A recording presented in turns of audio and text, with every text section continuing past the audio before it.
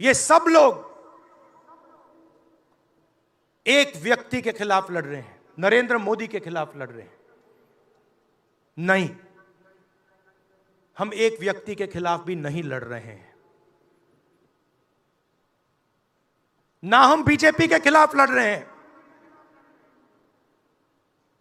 ना हम एक व्यक्ति के खिलाफ लड़ रहे हैं।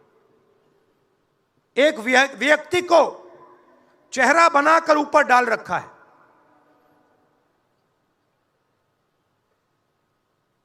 हिंदू धर्म में शक्ति शब्द होता है। हम शक्ति से लड़ रहे हैं, एक शक्ति से लड़ रहे हैं। अब सवाल उठता है, वो शक्ति क्या है?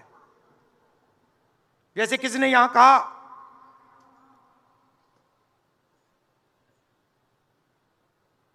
राजा की आत्मा ईवीएम में है।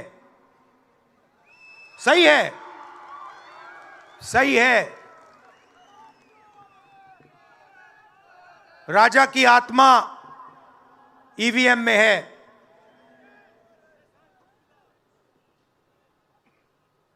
हिंदुस्तान की हर संस्था में है, ईडी में है, सीबीआई में है, इनकम टैक्स डिपार्टमेंट में है। एक वरिष्ठ नेता, नाम नहीं लेना चाहता हूं, इसी प्रदेश के एक वरिष्ठ नेता कांग्रेस पार्टी को छोड़ते हैं और रो के कहते हैं, मेरी मां से रो के कहते हैं कि सोनिया जी, मुझे शर्म आ रही है, मेरे में इन लोगों से, इस शक्ति से लड़ने की हिम्मत नहीं है, मैं जेल नहीं जाना चाहता हूं। और ये एक नहीं है, ऐसे हजारों लोग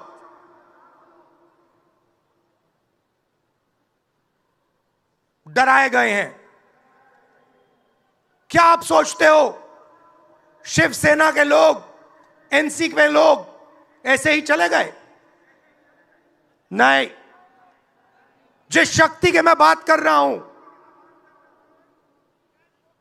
उन्होंने उनका गला पकड़कर उनको बीजेपी की ओर किया है और वो सब डर के गए हैं।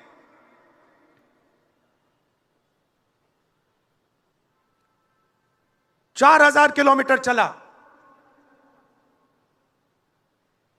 उसके बाद 6,000 किलोमीटर मणिपुर से महाराष्ट्र, मुंबई, धारावी।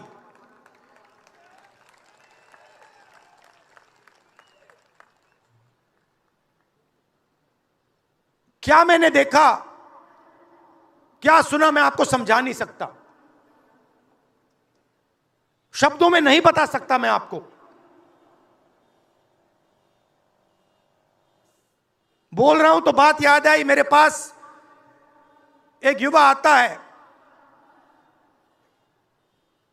जीप पर कूदता है, सिक्योरिटी वाले उसको मारते हैं, दबाकर मारते हैं, तब भी वो आता है, हाथ पकड़ता है, आंख में आंसू, मुझे कहता है, राहुल जी, मैंने 3 साल हर रोज सुबह रनिंग की, पुलअप्स की, पुशअप की, दंड बैठक, सब कुछ मैंने किया। मेरे दिल में देशभक्ति थी। मैं चाहता था कि मैं लद्दाख में जाकर, ठंड में जाकर, ठंड में कांपूं, देश के दुश्मनों के सामने कांपूं, और एक दिन अगर मौका बने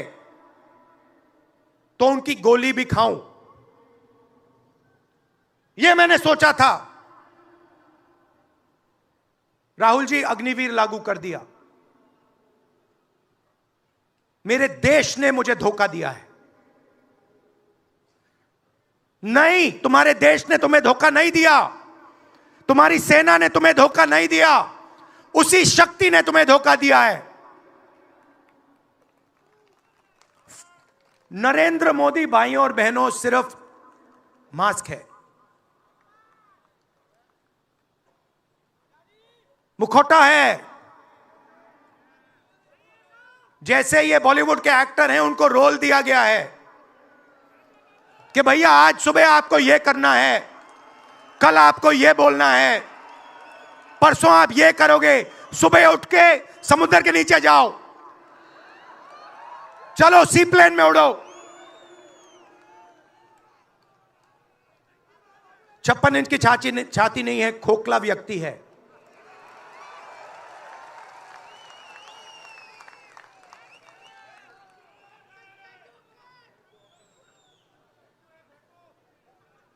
धारावी को देखिए आप। मुझसे पूछा गया कि ये जो यात्रा होगी कहां से कहां होगी। मैंने सोचा, एक बात क्लियर थी, मणिपुर से शुरू होगी। क्यों? वहां पे इसी शक्ति ने सिविल वॉर का माहौल बना रखा है। भाई भाई को मार रहा है, गोली मार रहे हैं, तो शुरुआत तो वहां से होगी। और फिर मैंने सोचा, अगर हिंदुस्तान को नया विजन देना है तो यात्रा धारावी में खत्म होगी। यह हुनर का कैपिटल है, हिंदुस्तान के टैलेंट का, स्किल का, हुनर का कैपिटल है।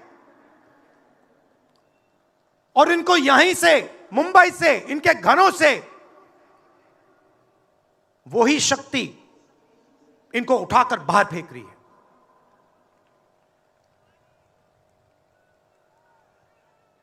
एक साथ मिलकर वही शक्ति इन लोगों की जिंदगी बर्बाद करने में लगी हुई है। मैं आपको इस स्टेज से बता रहा हूं, चाइना में एक शहर है, उसका नाम शेंजन है। सच्चा मुकाबला उस शहर से है, जो आपको मीडिया में कभी कोई नहीं बताएगा। धारावी शेंजन का मुकाबला कर सकता है।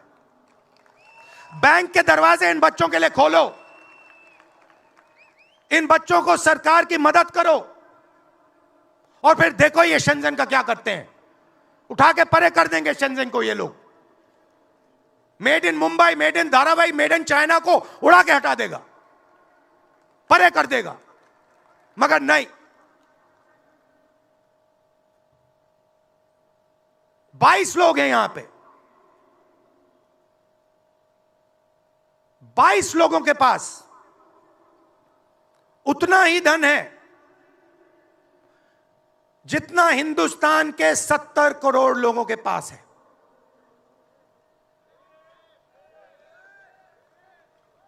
हिंदुस्तान में इंटरनेशनल एयरपोर्ट खुलवाने के लिए साल लग जाते हैं। 10 दिन में शादी के लिए इंटरनेशनल एयरपोर्ट खुल जाता है। वो ठीक है, कोई बड़ी बात नहीं है। अगर 10 दिन में शादी के लिए खुल जाता है, वो ठीक है, करना है करो। मगर बाकी हिंदुस्तान में भी तो खोलो, बाकी प्रदेशों में खोलो। इन्होंने क्या गलती की है?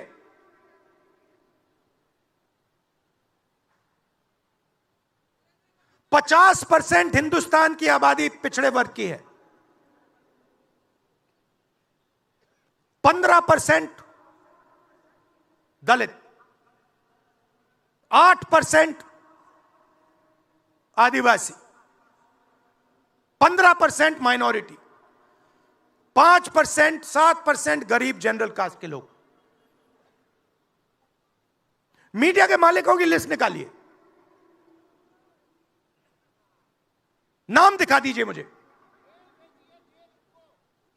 दलित का नाम दिखा दो, आदिवासी का नाम दिखा दो, पिछड़े का नाम दिखा दो लिस्ट में। एक नहीं मिलेगा आपको। मैं ढूंढ रहा हूं, महीनों से ढूंढ रहा हूं।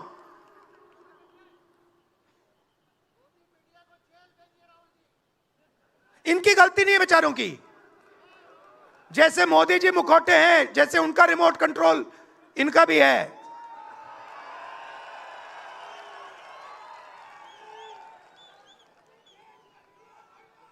मीडिया में कोई नहीं।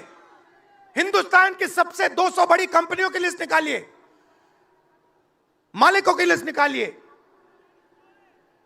गरीब जनरल कास्ट का व्यक्ति का नाम बता दो मुझे, दलित का, पिछड़े का, किसी भी गरीब व्यक्ति का नाम बता दो, किसी भी पिछड़े का नाम बता दो 200 कंपनियों के मालिक की लिस्ट में। नहीं मिलेगा। 90 अफसर इस देश को चलाते हैं। मैंने सिस्टम अंदर से देखा है, मैं समझता हूं सिस्टम को, इसलिए मोदी जी मुझसे डरते हैं। सब कुछ देखा है मैंने, सब समझता हूं। मैं अंदर बैठता था उसमें, सालों में अंदर बैठा हूं। कोई नहीं छुप सकता मुझसे, और मुझे दबा भी नहीं सकते हैं। मोदी जी को दबा सकते हैं तो 90 लोग हैं, उसमें 3 पिछड़े हैं, 3 दलित, 1 आदिवासी। फर्स्ट जनरेशन गरीब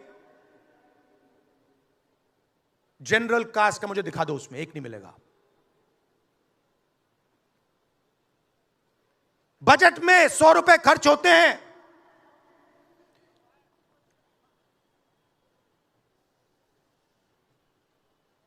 पिछड़े, दलित, आदिवासी सबको मिला दो, 6 रुपए का निर्णय लेते हैं। पॉलिसी कहां बनती है? पॉलिसी ये 90 लोग बनाते हैं, उसमें 200-300 और जोड़ दो।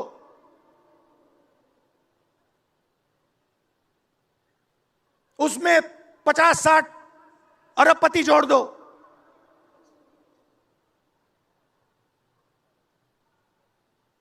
यह है सच्ची शक्ति जो हिंदुस्तान को चला रहा है। और इससे आप कोई नहीं बचेगा, आप में से कोई नहीं बचने वाला। यहां किसी ने ईवीएम की बात की, मैं आपको बता रहा हूं, ईवीएम के बिना नरेंद्र मोदी चुनाव नहीं जीत सकता है। इलेक्शन कमीशन से हमने कहा कि एक काम कीजिए, विपक्ष की पार्टी को ये मशीनें दिखा दीजिए, खोल के हमें दिखा दीजिए ये कैसे चलती हैं, हमारे एक्सपर्ट्स को दिखा दीजिए। इलेक्शन कमीशन नहीं दिखाता। फिर हमने कहा देखिए, इसमें से कागज निकलता है, वोट मशीन में नहीं है, वोट कागज में है। ठीक है, आप मशीन चलाइए, मगर कागज की भी गिनती कर दीजिए। इलेक्शन कमीशन कहता है नहीं, कागज की गिनती नहीं होगी। क्यों नहीं होगी? कैसे नहीं होगी? सिस्टम नहीं चाहता कि ईवीएम की गिनती हो जाए। क्यों? क्योंकि यह सिस्टम आपके धन को चोरी करने का सिस्टम है। ये आप लोग जीएसटी देते हो, उतनी ही जीएसटी देते हो जितना अदानी देता है। 18% शर्ट पे देते हो, उतनी वो देता है। उसकी आमदनी लाखों करोड़ रुपए, आपकी 50,000 रुपए। और फिर देखो पैसा कहां जाता है। कोई भी स्कीम देख लो, फसल बीमा योजना देखो, 35,000 करोड़ रुपए 16 कंपनियों को जाता है। उसमें आपको एक दलित नहीं मिलेगा, एक पिछड़ा नहीं मिलेगा, एक गरीब नहीं मिलेगा। कानून ये 90 लोग बनाते हैं। पैसा जाता है 16 कंपनियों में। और जब हमारे किसान कहते हैं ओला गिर गया, बारिश हो गई, बर्बाद हो गए, वो कहते हैं भैया नहीं, तुम्हें मुआवजा नहीं मिलेगा, ये तुम्हारा है ही नहीं, तुम्हें कैसे मिलेगा, मर जाओ जाके। नरेंद्र मोदी जी का काम आपके ध्यान को भटकाने का है।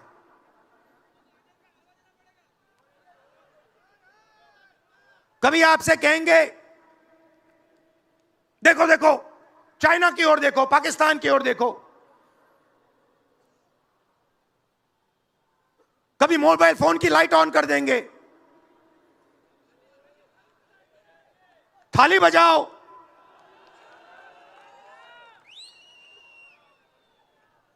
कभी कहेंगे देखो मेरा अपमान कर दिया, जैसे अभी किसी ने उनकी पत्नी के बारे में बोला, अब कहेंगे देखो मेरा अपमान कर दिया, ध्यान भटकाने के लिए। अब देखना होगा।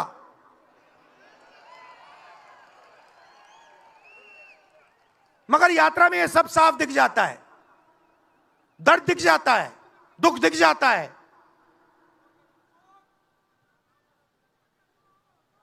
चालीस साल से सबसे ज्यादा बेरोजगारी हिंदुस्तान में आज है। मीडिया में आपको एक मिनट के लिए नहीं दिखता।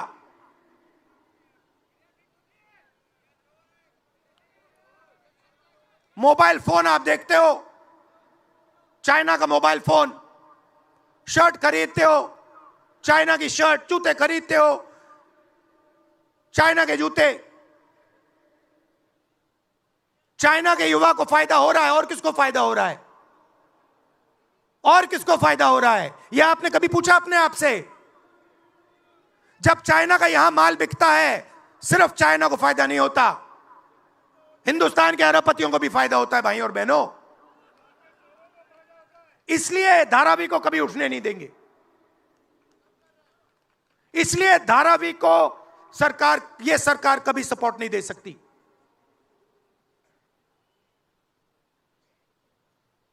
पूरा सिस्टम कंट्रोल में है।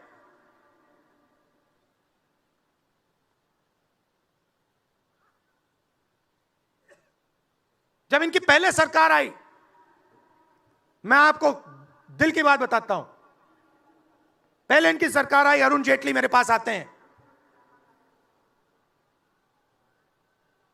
कमरे में बैठते हैं और मुझे कहते हैं राहुल, ये जो लैंड एक्विजिशन का मामला है,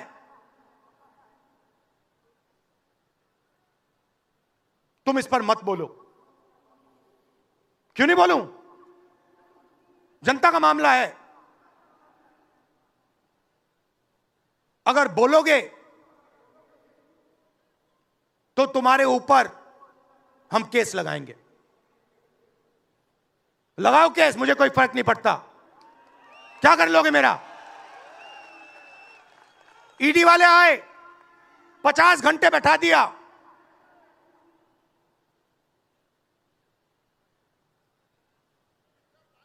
अंत में पता है क्या बोलता है ईडी का अफसर? मुझे पता है क्या बोलता है?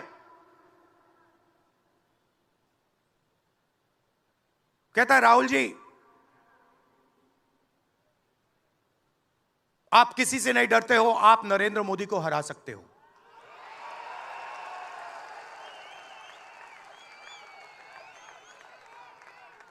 ईडी का अफसर बोलता है मुझे।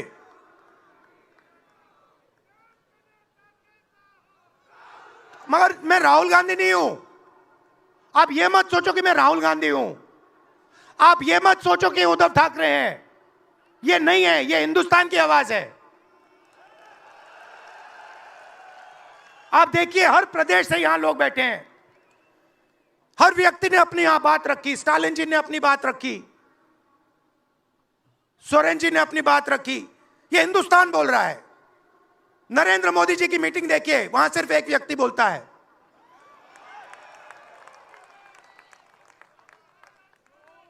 गडकरी जी परे हो जाते हैं, माला के बाहर निकाल देते हैं उनको। इसलिए हमने इसको इंडिया गठबंधन नाम दिया है। ये हिंदुस्तान की रक्षा कर रहा है। ये सब लोग डरे नहीं हैं। ये सब लोग उसी सिस्टम का मुकाबला कर रहे हैं। आज नरेंद्र मोदी के पास भ्रष्टाचार की मोनोपोली है।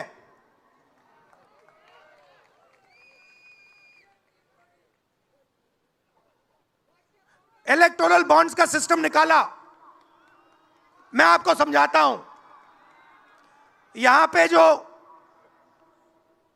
छोटे छोटे सड़कों पे ना एक्सटॉर्शन चलता है, हफ्तेबाजी चलती है ना, वो नेशनल लेवल पे कर रहे हैं ये लोग। मैं बता देता हूं, 4 तरीके की हो रही है। एक, पहले ये कॉन्ट्रैक्ट देते हैं, सरकार कॉन्ट्रैक्ट देगी और सीधा परसेंटेज लेगी। इलेक्टोरल बॉन्ड देख लीजिए, उसमें साफ है। कंपनी को कॉन्ट्रैक्ट मिलता है, उसके एकदम बाद वो बीजेपी को हफ्ता देना शुरू कर देती है। दूसरा, सीधा एक्सटॉर्शन। ईडी सीबीआई भेज देंगे। जैसे यहां पे मुंबई का एयरपोर्ट इनको चाहिए था, ईडी सीबीआई भेजी, एयरपोर्ट किसी और को पकड़ा दिया। सीधा एक्सटॉर्शन। तीसरा, शेल कंपनी। जैसे यहां भी किसी ने कहा, अंबेडकर जी ने कहा, कंपनी की प्रॉफिट ही नहीं है और उससे ज्यादा पैसा वो बीजेपी को दे रही है।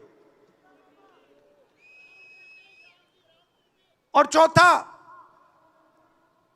कॉन्ट्रैक्ट देने के पहले पैसा दो, कॉन्ट्रैक्ट लो।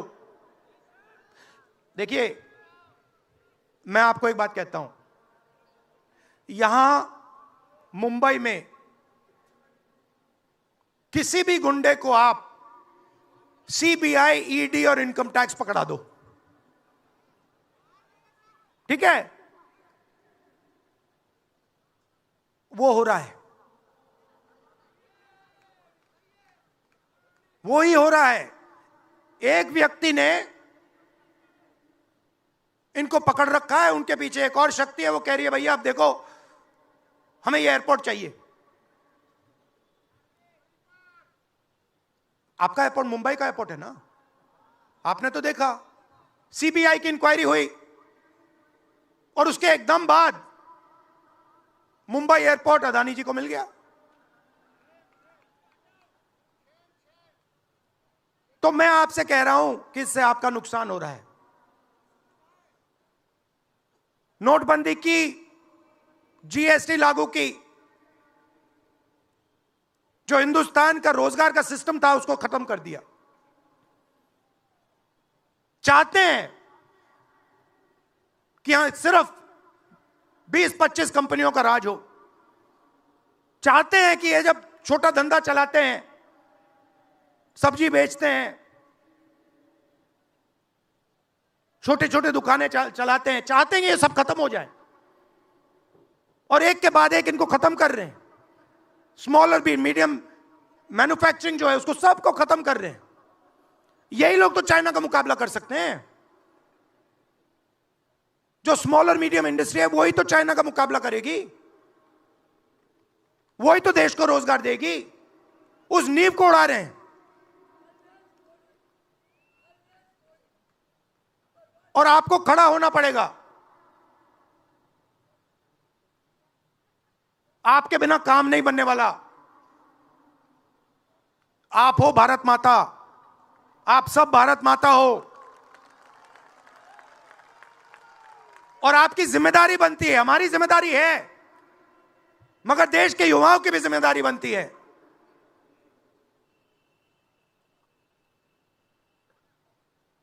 पूरा देश अग्निवीर के खिलाफ है। मैं 4000 किलोमीटर चला, एक युवा ने मुझे नहीं कहा कि अग्निवीर अच्छा लगता है। वो जो रो रहा था मुझे कहता है, राहुल जी मैं नहीं जाऊंगा, मैं नहीं जाऊंगा, मैं अग्निवीर नहीं बनूंगा। और फिर मुझे कहता है राहुल जी जहां पे पहले हम दौड़ने जाते थे वो सब खाली पड़ा है। यात्राओं से मुझे बहुत सीखने को मिला, दर्द भी हुआ, चोट भी लगी,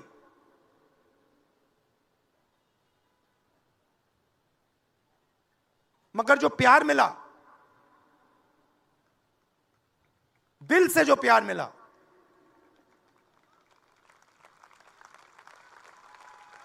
वो उसका कोई मुकाबला ही नहीं है। मैं बता ही नहीं, समझा नहीं सकता आपको। और जो भी आप मुझसे करवाना चाहो, जहां भी आप मुझे बुलाना चाहो, मैं आपके लिए और इस देश के लिए हाजिर हूं।